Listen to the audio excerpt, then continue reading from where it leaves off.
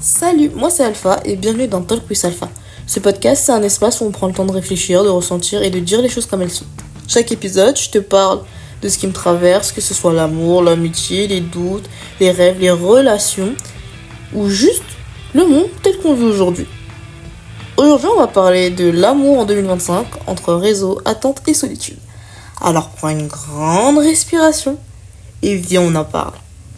Alors je vais d'abord te remercier parce que c'est mon premier podcast, donc merci d'écouter. Et j'aimerais aussi que tu puisses être un peu indulgent puisque c'est mon premier podcast, c'est mon premier épisode. J'espère pas le dernier. Donc je suis un peu en train de tester beaucoup de choses en même temps. Donc si vous voyez qu'il y a un problème avec le son, vous pouvez me le dire en commentaire. Si vous voyez vraiment qu'il y a des soucis, que ce soit au niveau du micro, que ce soit au niveau de ma manière de parler, etc. Vous pouvez le dire en commentaire et de toute façon je prendrai tous vos conseils et je les prendrai en compte. Enfin bref, on va commencer avec le commencement et nous allons tout d'abord parler de l'importance qu'ont les parents sur notre représentation de l'amour. Si vous réfléchissez bien, la première représentation de l'amour qu'on a, c'est vraiment nos parents. Quand tu nais, que tu grandis, tu te rends compte en fait que tes parents sont le pilier, sont le fondement de ta perception de l'amour. Parce que selon la relation que tes parents ont, qu'ils soient ensemble, pas ensemble, qu'ils soient amoureux, pas amoureux, etc., c'est comme ça que tu vas t'imaginer l'amour. Puisque c'est par eux en fait que tu découvres ce que c'est l'amour. Un enfant qui va avoir deux parents qui s'aiment, qui ont une relation extrêmement saine, ne va pas être comme un enfant qui a vécu dans un foyer toxique où les deux parents se détestent mais se haïssent d'une manière vous pouvez pas imaginer. Ou même d'un enfant qui a grandi avec des parents qui sont séparés ou divorcés et qui ont refait leur vie. Ça c'est déjà un élément qui va nous tous nous distinguer, qui va en fait créer cette pluralité entre chaque manière de penser. Et c'est ensuite quand tu vas grandir un peu plus et que tu vas découvrir les dessins animés, les livres, les films et tout ce qui s'ensuit, que tu vas avoir cette représentation de l'amour à l'écran. Quand on prend par exemple les petites filles ou les petits garçons de 5, 6, 7 ans, on va leur mettre des petits films Disney avec les princesses qui tombent amoureuses du pro chevalier qui va venir les délivrer de leur bourbier. Et puis ils vont se marier, ils vont avoir des enfants, ils vont vivre heureux jusqu'à la fin des temps. C'est vraiment notre manière en fait de nous représenter l'amour à ce moment-là.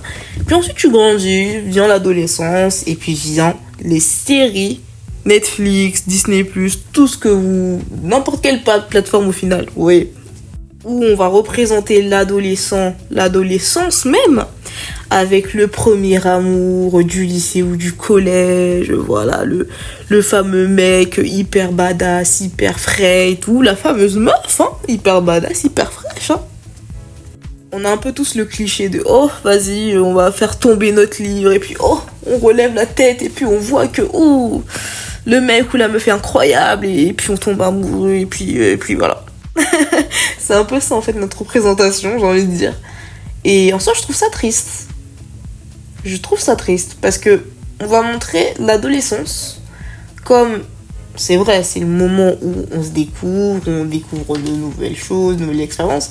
Mais il faut savoir que c'est pas tout le monde qui va rencontrer, entre guillemets, l'amour à cet âge-là. Parce que pour beaucoup d'entre nous, j'en fais partie, je n'ai pas eu d'amoureux au lycée ou au collège, j'avais des amis. Et le fait que les séries Netflix, entre autres, ou même les séries en général pour adolescents, nous montrent essentiellement, oui, des relations vraiment qui sont basées sur... même les relations amicales qui sont basées en fait sur des relations amoureuses avec oh mais le mec il est trop beau, oh mais la meuf elle est ceci, oh mais je vais sortir avec un tel, mais nous montre pas vraiment l'interaction entre les autres, avec l'amitié, etc. Bon, c'est en train de changer, mais quand moi je regardais les séries et tout, c'était surtout accentué sur l'amour amoureux comme j'aime l'appeler, et je trouve ça dommage de montrer que ça, et en fait de pas montrer le fait que c'est aussi le moment où on se fait des amis, ou pour certains d'entre nous, on rencontre ou on développe une relation avec nos meilleurs amis. Parce que moi, c'est à ce moment-là que j'ai développé vraiment ma relation avec mes meilleurs amis, etc. Et je pense que c'est dommage de pas représenter ça comme ça. Ensuite, à peu près au même moment où, on va dire, si on décale un petit peu, on a les réseaux sociaux. Parce que pour beaucoup d'entre nous, on a eu les réseaux sociaux à 13 ans, voire un peu moins pour certains, mais bon. On part du principe qu'on a tous eu les réseaux sociaux à 13 ans. Donc, on a eu les réseaux tels que Snapchat, Instagram, TikTok, mais surtout TikTok. C'est surtout TikTok qui nous montre des couples comme si c'était en fait hyper simple de sortir avec quelqu'un, des couples vraiment, des gens qui se ressemblent, des gens mignons, des gens beaux. Et Instagram, mais oui, les photos de couples, que ce soit des couples mariés, que ce soit des couples comme ça, que ce soit des petits amis, c'est vraiment... Je trouve ça tellement drôle. Et au final, quand on nous représente l'amour, c'est vraiment des gens beaux, qui vont dans des endroits beaux, et qui ont de l'argent. Ce qui fait qu'en fait, on s'imagine vraiment l'amour comme juste deux personnes belles qui se mettent ensemble et qui font des choses belles ensemble. Alors que l'amour, c'est beaucoup plus profond que ça. C'est pas que ça. C'est pas que tu te mets avec une personne, elle est jolie, tu es beau, et puis voilà. Non, c'est quelque chose de plus profond. Et en soi, on nous représente l'amour comme si... En fait, on nous représente l'amour en surface. On ne le représente pas en profondeur. C'est ça le problème. C'est que pour nous, l'amour, c'est quoi? C'est les relations intimes. Que l'amour, c'est quoi? C'est aller en date. Que l'amour, c'est... on fait des trucs ensemble et tout, mais l'amour, c'est pas que ça. C'est une connexion, en fait, émotionnelle que t'as avec une personne. Et le fait qu'on puisse, en fait, nous représenter l'amour comme juste ça, surtout avec les relations sexuelles, que ce soit même dans les séries pour adolescents, adolescentes, mais tu ne vois que ça, genre, la fameuse première fois qu'on fait à 15 ans, à 16 ans et tout, avec l'homme qu'on aime ou la femme qu'on aime, mais non, c'est pas tout le temps comme ça. Et puis, représenter en fait cet amour comme étant l'amour charnel, l'amour de deux corps, non, ce n'est pas que ça. Et c'est pas parce que tu es en couple avec une personne que tu es obligé d'avoir des relations intimes avec la personne. Vous avez le droit de ne pas avoir de relations intimes. Et c'est ok, il n'y a pas d'obligation. Et en fait, c'est vraiment quelque chose qui me désole, qui me rend un peu triste, parce que je me dis que quand on grandit avec tout ça, comment voulez-vous qu'on puisse se représenter un amour, on va dire, complet, qu'on va vraiment... Après, quand on va découvrir ce que c'est réellement l'amour avec la personne qu'on aime, est-ce qu'on va pas faire des erreurs parce qu'on s'est dit, bon, dans les films, dans les livres, dans ceci, dans cela, on nous représente l'amour de telle manière. Alors qu'au final, l'amour peut se représenter de différentes manières. Et puis en plus, on met l'accent vraiment sur le charnel, on met l'accent en fait sur les relations intimes. Mais s'il y a des gens, malheureusement ou heureusement, moi je trouve que c'est désolant, après chacun sa manière de penser, s'il y a des gens qui ont des coups d'asseoir ou ont des sex friends ou que sais-je, c'est que l'amour ne peut pas que se baser sur les relations intimes, puisque si des personnes même ont des relations intimes sans même parfois se connaître, sans même juste s'aimer, pourquoi représenter vraiment l'ultime goal, l'ultime truc quand tu te mets avec quelqu'un, c'est vraiment la première fois avec la personne. Pourquoi on parlerait pas de choses comme le fait par exemple de parler de ses traumas, parce que se libérer, raconter des choses qui nous sont arrivées dans nos vies, c'est quand même un acte d'amour aussi, parce que tu fais confiance à la personne, tu te livres à la personne. Pourquoi on parlerait pas du fait que, par exemple, voilà, tu vas t'asseoir, je te donne un exemple, tu vas t'asseoir sur un banc, tu vas discuter de la vie et tout. Pourquoi ne pas montrer ça? Pourquoi ne pas montrer que l'amour, c'est aussi s'asseoir, discuter, parler de la vie, notre perception de la vie, notre perception du monde? Pourquoi l'amour, ce serait juste, allez, on enlève nos vêtements et puis on fait ça? Non, c'est pas que ça. Et je trouve ça tellement dommage de représenter l'amour comme ça. Alors que l'amour, c'est un sentiment, c'est un état carrément qui est très... Mais je n'arriverai même pas à qualifier ce que c'est l'amour, à quel point c'est énorme. Et je trouve ça dommage en fait. Et puis en plus de ça, avec les fameux débats du 50-50, du oui, je veux que ma meuf elle soit comme ci, que ma meuf soit soumise, mais en fait moi je veux que mon mec il me paye des voyages à Bali et tout. Est-ce que vous vous rendez compte que maintenant, être un homme capable, c'est payer des voyages dans des destinations de rêve, te payer le resto, tout te payer, et que le fait d'aimer